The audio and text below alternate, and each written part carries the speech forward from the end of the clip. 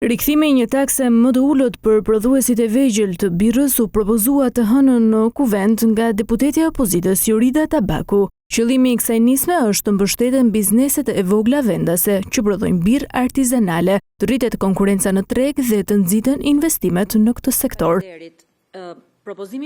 Sipas Tabakut, ndryshimet e bëra në vitin 2022, të cilat vendosën të njëjtën taks për të gjithë prodhuesit e birrës pavarësisht madhësisë së tyre, kanë rënduar kostot për prodhuesit e vegjël dhe kanë dëmtuar prodhimin vendas.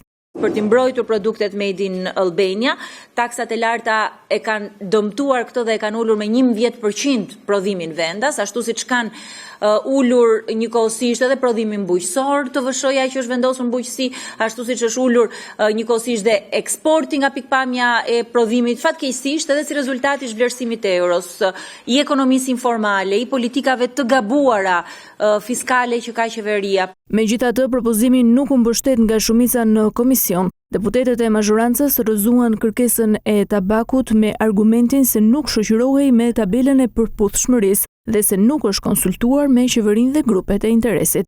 Asnjë projekt ligj qeveritar që e bën të nevojshme rritjen e shpenzimeve të buxhetit të shtetit ose që pakson të ardhurat nuk mund të miratohet pa marrë mendimin e Këshillit të Ministrave. Ky projekt ligj nevojitet të konsultohet me grupet e interesit, si dhe kërkon analiza ligjore dhe financiare. Në përfundim të diskutimeve, propozimi për rikthimin e taksës më të ulët për prodhuesit e vegjël të birrës nuk u miratua nga deputetët.